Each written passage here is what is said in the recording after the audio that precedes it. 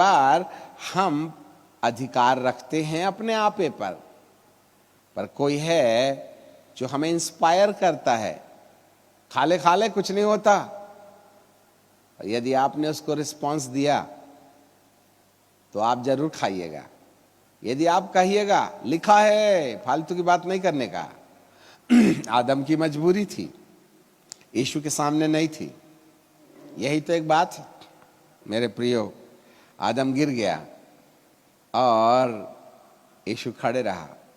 उन्होंने कोई कसरत करके शैतान in the name of Jesus ढुशुम ढुशुम ऐसा करके कोई लड़ाई झड़ाई नहीं की थी।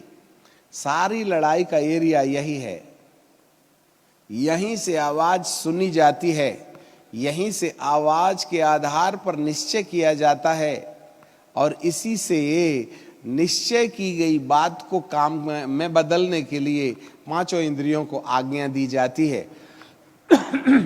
इसलिए यदि कोई व्यक्ति अपने दिमाग में अलर्ट रहे, यीशु के समान जागते रहे और उसके दिमाग में वचन का ज्ञान रहे और उसके मन वचन के अनुसार काम करने में निश्चय रहें, तो वह कई विपत्तियां जो आने वाली हैं उसको आने से पहले ही अपने दरवाजे से बाहर कर सकता है और वह पाप में गिरने से अपने आप को बचा के परमेश्वर की महिमा में बना रह सकता है। इसलिए सबसे इंपॉर्टेंट पॉइंट ये है कि वो बात हमारे मन में डालता।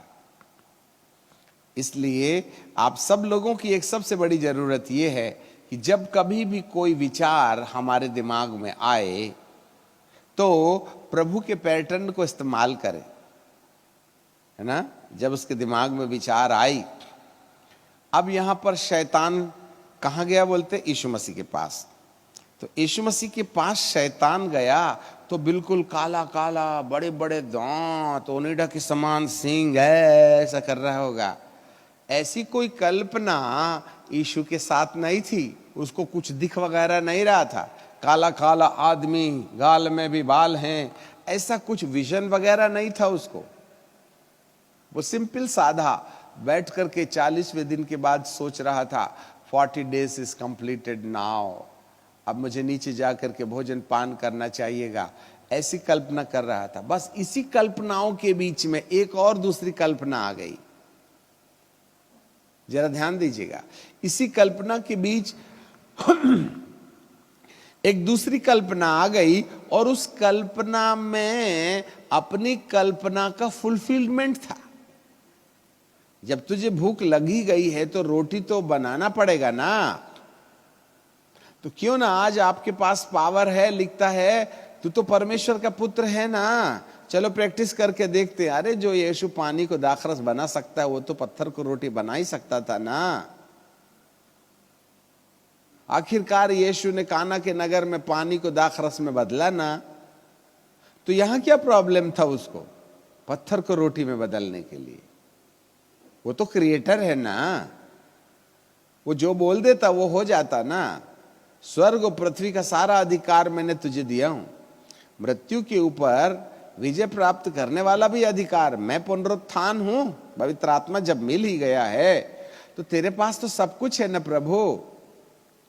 परंतु प्रभु ने अपनी कल्पनाओं में आई अपने मन में आई कल्पनाओं का परीक्षण किया। बहुत सावधान रहिए आप। अपनी कल्पना, अपने मन में आने वाली कल्पनाओं का उसने परीक्षण किया। He was examining his thoughts from where it is coming. वो आ कहां से रही हैं? इसके लिए आपके पास धीरज और वक्त होना चाहिए। हाँ, यदि हमारे मन के अंदर में आने वाली बातें परमेश्वर की ओर से हैं तो वह परमेश्वर के वचन के अनुरूप आएंगी। और यदि कोई दुष्ट हमारे दिमाग में बात डाल रहा है तो वह परमेश्वर के वचन के विरुद्ध वाला ही मामला होगा। So let your thoughts may be examined, उसकी परीक्षा करो। और यदि विचार परमेश्वर के वचन के विपरीत हैं, if there is something against the word of God, then it is our responsibility to recognize that the things is not coming from above, but it's coming from the mid-heaven. And the king of this world is going to operate your life. And he wants to put the thoughts to commit the sin against the God's word. ऐसा करके वह आपके दिमाग के अंदर अपनी कल्पनाएं डालना चाहेगा, और यदि आपने उसको रिस्पॉन्स दिया तो आप फल जरूर खाइए। यीशु जरूर पत्थर को बोल देता, चलो भाई रोटी बन जाओ, मंदिर से जरूर नीचे गिर जाता। ऐसा भी था कि स्वर्गदूत उसको झेल लेते। पहाड़ में चढ़कर दुनिया की कल्पना करने वाला यीशु ये कह सकता था, एक ही बार तो सलाम ठोकना है, कौन सा कान पकड़ के 10 बैठक मारना है। उसे परमेश्वर के पुत्र होने का के अधिकार से उसको बहिष्कार कर दिया होता। जिसे याद रखिएगा,